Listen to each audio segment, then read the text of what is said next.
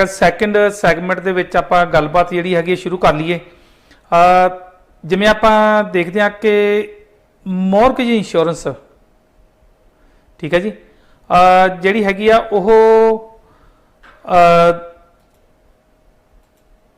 ਕੀ ਚੀਜ਼ ਹੈਗੀ ਆ ਪਹਿਲਾਂ ਤਾਂ? बहुत अच्छा सवाल है बॉबी जी। अज बल्कि फिर वही गल है कि सीजन फिर दोबारा शुरू हो गया। वैसे तो इस दफ़ा तो रियल स्टेट च कोई ब्रेक आई नहीं रही, कंटीन्यूसली उदा ही बिजी जा रहा। लेकिन आम तौर पर यह होंदा है कि कहते कि आम तौर पर मार्च च दोबारा फिर एक तरह का सीजन शुरू हो जाता है। बड़ा टाइमली क्वेश्चन है और बहुत सारे लोग पूछते हैं मॉर्गेज इंश्योरेंस बॉबी जी की होंदी है कि कैनेडा के जो भी तुसी कोई प्रॉपर्टी बाई करते हो, चाहे वो कोई बिजनेस प्रॉपर्टी है या चाहे हाउस है, तो वो ज़ाहिर है थोड़े को इनिशली कैपिटल तो नहीं होंदा, पैसे तो नहीं होंगे, तो तुसी बैंक को जाते हो और बैंक को लोन लेंदे हो। उस लोन को बेसिकली मॉर्गेज किया जाता है जी, जिहड़ा कि उस प्रॉपर्टी ते होंदा है। और वह तुसी कुछ % डाउन करते हो और फिर तुसी ओवर द ईयर्स 20 ईयर्स या 25 ईयर्स जो भी है, 25 ईयर्स या 30 ईयर्स थोड़ी जी एमोटाइजेशन है वो मुताबिक तुसी ओहदी पेमेंट करते हो। तो मॉर्गेज इंश्योरेंस बेसिकली इसलिए ऑफर की जाती है, बैंक या जोड़ा भी लैंडर इंस्टीट्यूशन है थोड़ा इसलिए ऑफर करता कि अगर खुदा ना खास्ता थोड़ी डेथ हो जाती है तो फिर उन्होंने लोन जोड़ा है वो कौन पे करेगा जी। तो basically it's a protection for the bank या फॉर द लैंडर ना जी। तो इसलिए ऑफर की जाती है। लेकिन उन्होंने इस तरीके ना प्रजेंट इस तरीके ना वो लैंडर करता है या मॉर्गेज वाला करता कि अगर तुसी ये मॉर्गेज के नाल मॉर्गेज इंश्योरेंस नहीं लाओगे तो शायद थानू मॉर्गेज भी नहीं मिलेगी। ठीक है जी। एक किस्म का आप कह सकते कि सिक्योरिटी जी हैगी मॉर्गेज की मॉर्गेज इंश्योरेंस कही जाती है भी सिक्योरिटी है भी पाई भी जे बंदा कल नूं खुदा ना खास्ता हो इस दुनिया जहान तो चला जाता है तो बैंक वाले अपना पैसा जोड़ा है वो सिक्योर करते हैं जी। बिल्कुल बेसिक एदा पर्पस जो मॉर्गेज इंश्योरेंस का यही है कि जो बैंक है या जो लैंडर है वो पैसा जोड़ा वो सेफ हो, क्योंकि खुद अगर किसी की डेथ हो जाती है तो देखो ना फैमिली ने कितना डिफिकल्ट हो जाएगा अगर he is the only bread earner कि वो मॉर्गेज पे करे। लेकिन ऑफ कोर्स वह एडवांटेज जोड़ा ये कहना कि सिर्फ बैंक को ही फायदा है may not be the correct statement.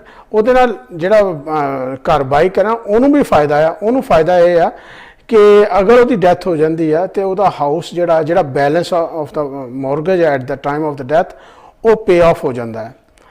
लेकिन आम तौर पर जोड़े फाइनैंशियल एडवाइजर्स ने वो मॉर्गेज इंश्योरेंस की बजाय एक दूसरा सलूशन अवेलेबल हैगा वो रैकमेंड करते हैं। बल्कि जोड़े मॉर्गेज इंश्योरेंस करते भी ने बैंकर या लैंडर जो भी होंगे ने, अगर वो if they give the right advice वो भी थोड़ा हमेशा एडवाइस करेंगे कि you can have mortgage insurance now, लेकिन तुसी जाके अपनी जोड़ा दूसरा सलूशन जोड़ा हैगा लाइफ इंश्योरेंस का वो तुसी पुट इन प्लेस करो क्योंकि that is the right solution. इन्हां च डिफरेंस की है नदीम साहब? जदों आपां देखते हैं कई बारी बैंकां जिहड़ियां ने वो भी मॉर्गेज इंश्योरेंस तुहानूं कहिंदियां ने भी तुसीं साडे तों लै लो, तो दूजे पासे जिहड़ी अपनी एज ए फाइनैंशियल एडवाइजर तुसीं हो तुसीं कहंदे हो नहीं भी जिहड़ी मॉर्गेज इंश्योरेंस आ वो तुसीं साडे तों लै लो।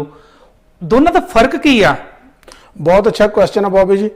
दोनों च फर्क ये है, सब तो बड़ा फर्क तो यह है कि जी मॉर्गेज इंश्योरेंस है वो जिदा तुहानूं दस्सिया अगर जिहदी नाम ते मॉर्गेज है अगर वो डेथ हो जाती है तो उस time let's say I give an example जी, अगर थोड़ी $500,000 की मॉर्गेज है जी और थोनू 2 साल 3 साल हो गया तुसी मॉर्गेज पे कर रहे हो या 5 साल हो गया मॉर्गेज पे कर रहे हो, प्रीमियम पे करी जांदे हो ओदा बैलेंस जो है मॉर्गेज का वो तो रिड्यूस हो जाएगा ना, मतलब हो सकता 350 हो जाए 5 साल है जी।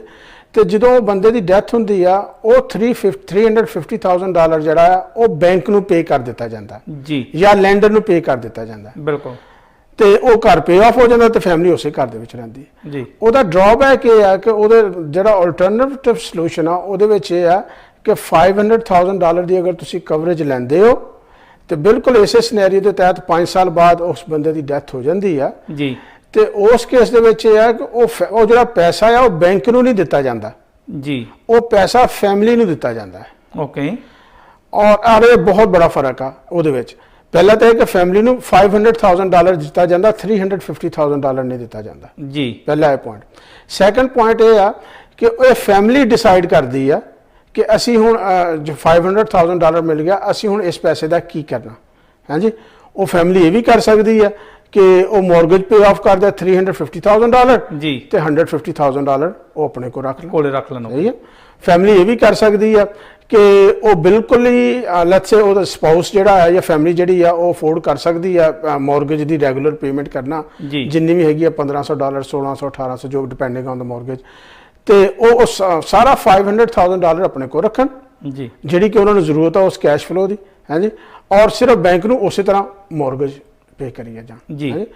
ਔਰ ਤੀਸਰਾ ਉਹਦਾ ਬੈਨੀਫਿਟ ਇਹ ਹੈ ਬਾਬੇ ਜੀ ਕਿ ਦੇਖੋ ਜਦੋਂ ਤੁਸੀਂ ਡੈਥ ਹੋ ਜਾਂਦੀ ਹੈ ਤੇ ਬਾਜ਼ਕਾਤ ਫੈਮਿਲੀ ਡਿਸਾਈਡ ਕਰਦੀ ਹੈ ਕਿਸੇ ਵੀ ਵਜ੍ਹਾ ਦੇ ਨਾਲ, ਖਾਸ ਔਰ ਅਸੀਂ ਕਿਉਂਕਿ ਸਾਡੇ ਦੇਖਣ ਵਾਲੇ ਜਿਹੜੇ ਨੇ ਉਹ ਆਪਣੇ ਦੇਸੀ ਨੇ, ਜਿਹਨਾਂ ਨੂੰ ਅਸੀਂ ਕਹਿੰਦੇ ਸਾਡੀਆਂ ਬਹੁਤ ਸਾਰੇ ਲੋਕਾਂ ਦੀਆਂ ਟਾਈਜ਼ ਜਿਹੜੀਆਂ ਨੇ ਉਹ ਬੈਕ ਹੋਮ ਵੀ ਬਹੁਤ ਜ਼ਿਆਦਾ ਹੁੰਦੀਆਂ ਨੇ, ਜਾਂ ਸਾਡੇ ਮਿਲਣ ਗਿਲਣ ਵਾਲੇ ਜਿਹੜੇ ਨੇ ਕੋਈ ਦੂਸਰੇ ਸਿਟੀਜ਼ 'ਚ ਵੀ ਰਹਿੰਦੇ ਨੇ। ਬਿਲਕੁਲ। ਤੇ ਅਗਰ ਕੋਈ ਆਦਮੀ ਵਿੰਜ਼ਰ 'ਚ ਰਹਿੰਦਾ ਆ ਔਰ ਉਹਦੇ ਨਾਲ ਕੋਈ ਐਸੀ ਨੇਕੀਬਦੀ ਹੋ ਜਾਂਦੀ ਹੈ ਤੇ ਮੇਬੀ ਉਹ ਫੈਮਿਲੀ ਜਿਹੜੀ ਉਹ ਕਵੇ ਜੀ ਕਿ ਅਸੀਂ ਤੇ ਮੇਰਾ ਦੂਸਰੀ ਫੈਮਿਲੀ ਮੈਂਬਰ ਜਿਹੜੇ ਆ ਉਹ ਟੋਰਾਂਟੋ 'ਚ ਰਹਿੰਦੇ, ਮੈਂ ਟੋਰਾਂਟੋ 'ਚ ਰਹਿਣਾ ਜਾ ਕੇ, ਜਾਂ ਮੈਂ ਵੈਨਕੂਵਰ 'ਚ ਰਹਿਣਾ ਜਾ ਕੇ।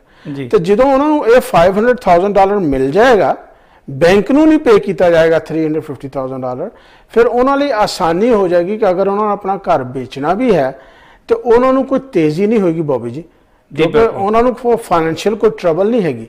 ਹਾਂਜੀ, ਦੇ ਆਲਰੇਡੀ ਹੈਵ ਦਾ ਮਨੀ। ਬਿਲਕੁਲ। ਨਦੀਮ ਜੀ, ਮੇਰਾ ਇੱਥੋਂ ਇੱਕ ਕੁਐਸਚਨ ਤੁਹਾਡੀ ਗੱਲ ਦੇ ਵਿੱਚੋਂ ਕੁਐਸਚਨ ਜਿਹੜਾ ਇੱਕ ਦਿਮਾਗ ਦੇ ਵਿੱਚ ਆਇਆ। ਸੌਰੀ ਜੀ ਮੈਮ, ਸਾਡਾ ਕੋਈ ਪ੍ਰੋਗਰਾਮ ਸਕ੍ਰਿਪਟਡ ਨਹੀਂ ਹੁੰਦਾ, ਸਾਡਾ ਅਸੀਂ ਸਾਰਾ ਜਸਟ ਔਨ ਦਾ ਫਲੋ ਜਿਹੜੀ ਹੈਗੀ ਸਾਡੀ ਗੱਲਬਾਤ ਚੱਲਦੀ ਹੈਗੀ ਆ। ਕੁਐਸਚਨ ਇਹ ਪੈਦਾ ਹੋਇਆ ਕਿ ਵੀ ਜਦੋਂ ਇੱਕ ਪਾਸੇ ਬੈਂਕ ਤਾਂ ਕਹਿੰਦੀ ਹੈ ਭਾਈ ਵੀ ਮੈਂ ਇਸ ਲੋਨ ਜਿਹੜਾ ਹੈਗਾ ਮੌਰਗੇਜ ਇੰਸ਼ੋਰੈਂਸ ਲਈ ਸਿਕਿਉਰ ਕਰ ਰਹੀ ਹਾਂ ਆਪਣੀ ਮੌਰਗੇਜ ਪੇਮੈਂਟ, ਪਰ ਦੂਜੇ ਪਾਸੇ ਜਦੋਂ ਅਸੀਂ ਪੈਸੇ ਜਿਹੜੇ ਹੈਗੇ ਆ ਆਪਣਾ ਜਿਹੜਾ ਫੈਮਿਲੀ ਨੂੰ ਦੇ ਦਿੰਦੇ ਆ, ਬਾਅਦ 'ਚ ਉਹ ਡਿਸਾਈਡ ਕਰਦੇ ਆ ਵੀ ਭਾਈ ਵੀ ਹਾਂ ਵੀ ਅਸੀਂ ਮੌਰਗੇਜ ਪੇ ਆਫ ਕਰਨੀ ਹੈ ਜਾਂ ਨਹੀਂ ਕਰਨੀ, ਫਿਰ ਉੱਥੇ ਜਿਹੜੀ ਬੈਂਕ ਜਿਹੜੀ ਆ ਉਹ ਪੁੱਛਦੀ ਨਹੀਂ ਭਾਈ ਵੀ ਹਾਂ ਵੀ ਬੰਦਾ ਉਹ ਜਿਹੜਾ ਰਿਸਪੌਂਸੀਬਲ ਸੀਗਾ ਵੀ ਉਹ ਤਾਂ ਰਿਹਾ ਨਹੀਂ, ਕਿਉਂਕਿ ਤੁਹਾਨੂੰ ਆਖਰਕਾਰ ਦੱਸਣਾ ਤਾਂ ਪੈਂਦਾ ਨਾ ਭਾਈ ਵੀ ਹਾਂ ਵੀ ਹੀ ਇਜ਼ ਨੋ ਮੋਰ, ਤੁਹਾਨੂੰ ਡੈਥ ਸਰਟੀਫਿਕੇਟ ਉਹਨਾਂ ਦਾ ਜਿਹੜਾ ਹੈਗਾ ਆ ਉਹ ਬੈਂਕ ਨੂੰ ਦੇਣਾ ਪੈਂਦਾ ਆ। ਸੋ ਜਿਹੜੀ ਉਹ ਬੈਂਕ ਹੈਗੀ ਆ ਫਿਰ ਉਹ ਜਿਹੜੀ ਮੌਰਗੇਜ ਆ, ਡੂ ਦੇ ਆਸਕ ਫੋਰ ਵੀ ਭਾਈ ਵੀ ਹਾਂ ਵੀ ਤੁਸੀਂ ਸਾਨੂੰ ਹੁਣੇ ਪੇ ਕਰੋ, ਜਾਂ ਉਹ ਵਾਟ ਦੇ ਡੂ? ਨਹੀਂ ਬਾਬੂ ਜੀ, ਉਹਦਾ ਇਹ ਹੁੰਦਾ ਕਿ ਆਮ ਤੌਰ ਤੇ ਸਟੈਂਡਰਡ ਜਿਹੜਾ ਤੁਸੀਂ ਦੇਖੋ ਕਿ ਜਦੋਂ ਮੌਰਗੇਜ ਕੀਤੀ ਜਾਂਦੀ ਹੈ ਨਾ ਤੇ ਉਹਦੇ ਤੇ ਆਮ ਤੌਰ ਤੇ ਹਸਬੈਂਡ ਐਂਡ ਵਾਈਫ ਜਿਹੜੇ ਨਾ ਦੋਨਾਂ ਦਾ ਨਾਮ ਹੁੰਦਾ ਹੈ, ਟਾਈਟਲ ਤੇ ਆਮ ਤੌਰ ਤੇ ਦੋਨਾਂ ਦਾ ਹੀ ਨਾਮ ਹੁੰਦਾ ਹੈ ਜੀ। ਤੇ ਇਸ ਲਈ ਅਗਰ ਕੋਈ ਐਸੀ ਨੇਕੀਬਦੀ ਹੋ ਜਾਂਦੀ ਹੈ ਤਾਂ ਆਟੋਮੈਟਿਕਲੀ ਜਿਹੜੀ ਉਹਦੀ ਵਾਈਫ ਆ ਜਾਂ ਸਪਾਊਸ ਈਦਰ ਵੇ, ਹਸਬੈਂਡ ਔਰ ਵਾਈਫ, ਉਹ ਉਹਨਾਂ ਦੇ ਨਾਲ ਟਾਈਟਲ ਦੇ ਹਿਸਾਬ ਦੇ ਨਾਲ ਉਹਨਾਂ ਤੇ ਉਹ ਚਲਾ ਜਾਂਦਾ ਹੈ ਜੀ। ਉਸ ਤੋਂ ਬਾਅਦ ਅਗਲੀ ਗੱਲ ਇਹ ਹੈ ਕਿ ਤੇ ਇਸ ਲਈ ਉਹ ਇੱਕ ਜਿਹਨੂੰ ਕਹਿੰਦੇ ਐਡਮਿਨਿਸਟ੍ਰੇਟਿਵ ਚੇਂਜ, ਉਹ ਐਡਮਿਨਿਸਟ੍ਰੇਟਿਵ ਚੇਂਜ ਤੇ ਇੱਕ ਹੁੰਦੀ ਹੈ, ਉਹ ਤੇ ਤਬਦੀਲੀ ਕਰ ਲਿੱਤੀ ਜਾਂਦੀ ਹੈ। ਉਸ ਤੋਂ ਬਾਅਦ ਜਿਹੜਾ ਬੈਂਕ ਦਾ ਮੇਨ ਪਰਪਸ ਆ ਉਹ ਹੈ ਕਿ ਤੁਸੀਂ ਉਹਨਾਂ ਦੀ ਮੌਰਗੇਜ ਜਿਹੜੀ ਆ ਉਹਨਾਂ ਦੀ ਪੇਮੈਂਟਸ ਨਹੀਂ ਰੁਕਣੀ ਚਾਹੀਦੀ, ਮੌਰਗੇਜ ਦੀ ਪੇਮੈਂਟਸ ਹੋਈ ਜਾਵੇ।